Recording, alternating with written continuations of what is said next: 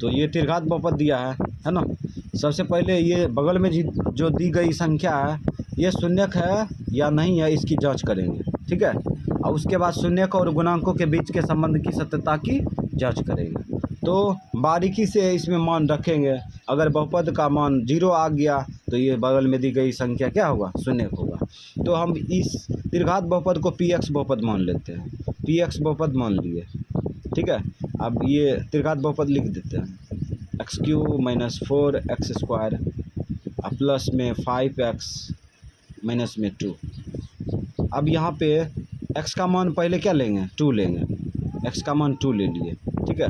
जहाँ जहाँ x होगा वहाँ पे रख देंगे 2, यहाँ पे रख दो 2। x का मान रखे तो इसका स्क्वायर है, x का स्क्वायर है तो x का मान का भी स्क्वायर q होगा, q होगा ना, स्क्वायर नहीं है q होगा तो q कर लो माइनस 4x² के साथ गुना है, मान भी गुना होगा, मान रख दिए। मान कितना रखेंगे, मान 2 रखेंगे, मान 2 रखेंगे। अब x का स्क्वायर है तो मान का भी स्क्वायर होगा ना, स्क्वायर कर लिए प्लस 5 × x,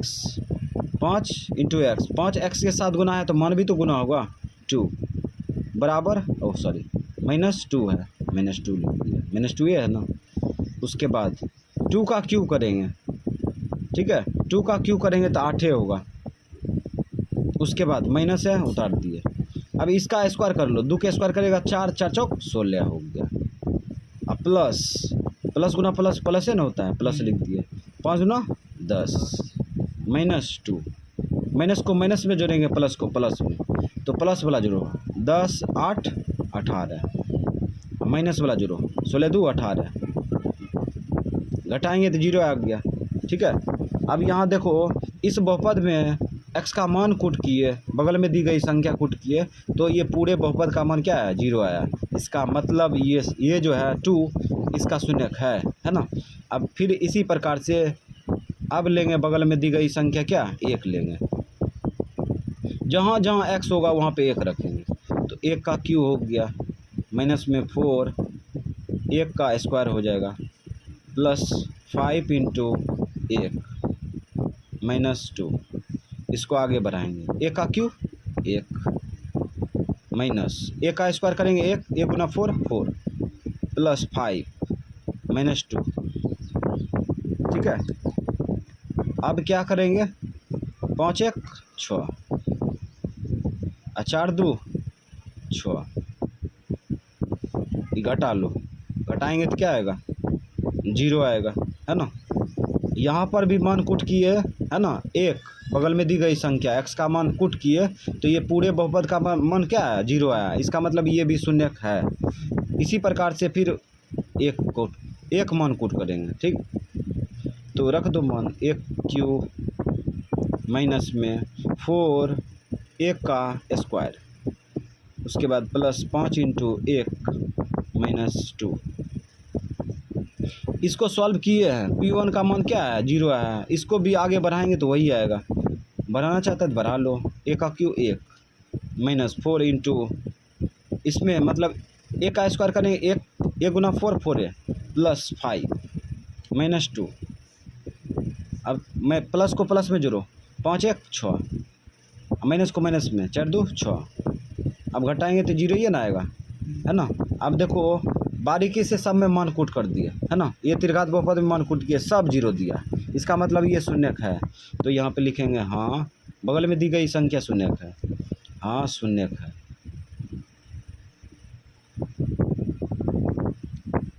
अब जांच करेंगे, जांच क्या करेंगे, बगल में दी गई संख्या शून्यक है ये जांच कर लिए। अब जांच करेंगे, सत्यापित करेंगे, है ना, शून्यक और गुणांकों के बीच के संबंध की सत्यता की जांच करेंगे। तो हमें चाहिए अल्फ़ा, बीटा चाहिए और गामा चाहिए, है ना। यानी कि पहला शून्यक, दूसरा शून्यक, तीसरा शून्यक चाहिए। अल्फ़ा क्या है, पहला शून्यक 2, बीटा 1, फिर गामा 1। अब गुणांक जांच करते हैं, a और b c d। त्रिघात बहुपद का व्यापक रूप बताए थे, ax³ प्लस में bx² प्लस में d और प्लस में cx प्लस में डी, यही है त्रिघात बहुपद का व्यापक रूप, है ना। तो यहाँ पे जो है हम लोग निकालेंगे ए बी सी। तो यहाँ देखो एक्स क्यू का गुणांक क्या है, एक्स क्यू का गुणांक ए है ना। एक्स क्यू का गुणांक ए है, तो एक्स क्यू का गुणांक मतलब एक्स क्यू के साथ कौन ऐसी संख्या गुना है, एक है ना, एक रख दिए। ठीक, अब यहाँ देखो एक्स स्क्वायर का गुणांक क्या है, बी है ना। तो यहाँ पे एक्स स्क्वायर का गुणांक क्या है, -4 है, तो -4 रख देंगे। उसके बाद सी देखो, सी यहाँ पे एक्स का गुणांक है, एक्स का गुणांक क्या है, 5 है, 5 रख दिए। डी अचर पद है ना, अचर पद क्या है, -2 है, -2 लिख दिए। ठीक, अब रिलेशन लगाएंगे। तो चूंकि alpha plus beta plus gamma बराबर क्या होता है सूत्र, -b/a, मान कोट कर दो।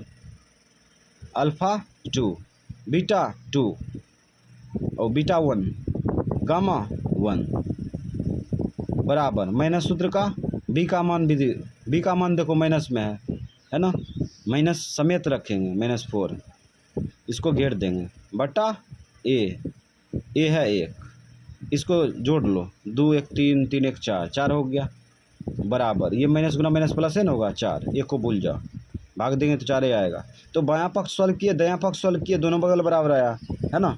तो ये रिलेशन चेक हो गया। अब दूसरा लगाते हैं, alpha beta plus beta gamma plus gamma alpha बराबर ये c/a होता है, लगा दिए, मान कुट करो। अल्फ़ा बीटा के साथ गुना है, मान भी गुना होगा, 2 × 1 प्लस बीटा गामा के साथ गुना है, मान भी गुना होगा, तो 1 × 1 प्लस गामा अल्फ़ा, गामा 1 और अल्फ़ा 2, c/a, सी का मान रखो, सी का मान कितना है, -2 बटा ए क्या है, 1, ए क्या है ना, 1। अब इसको जो है डायरेक्ट क्रिया करेंगे, यहाँ 2 का 2 होगा, यहाँ 1 का 1 होगा, यहाँ 2 का 2 होगा, तो 2 1 3, 3 2 5। यहाँ पे सी कुछ गड़बड़ है कि, ओ सी 5 है, मिस्टेक हो गया, सी + 5 है ना, सी 5 है, इसलिए यहाँ पर नहीं मिल रहा था, अब मिल जाएगा। अभी 2 का 2, 1 का 1, 2 का 2, 2 1 3 3 2 5, इधर बायां पक्ष में 5 आ गया, दायां पक्ष में भी तो 5 है ना। यहाँ भी क्या हो गया, इधर बायां पक्ष में 0 था, इधर क्या था, गुणांक, दोनों बगल सॉल्व किए तो बराबर आया, है ना। एक और रिलेशन होता है, लगाओ, चूँकि अल्फ़ा गुना बीटा गुना गामा बराबर क्या होता है, -d/a, रख दो मान, अल्फ़ा पहला शून्यक, इसीलिए अल्फ़ा हो गया पहला शून्यक 2, और गामा और बीटा दूसरा शून्यक, गामा तीसरा शून्यक रख दिए, और डी का मान रखो, डी माइनस सूत्र का डी का मान देखो, डी का मान क्या है, -2 रख देंगे। अब इसको घेरना पड़ेगा, ए रख दिए 1, अब इसको गुना कर लो तो 2 ना आएगा, इधर भी माइनस गुना माइनस प्लस होगा, 2, 1 को भूल जा। तो बायां पक्ष सॉल्व किए, दायां पक्ष सॉल्व किए, दोनों बगल बराबर आया, इधर शून्यक था, इधर गुणांक था, ठीक है। तो शून्यक और गुणांकों के बीच के संबंध की सत्यता की जांच भी हो गया, ठीक है।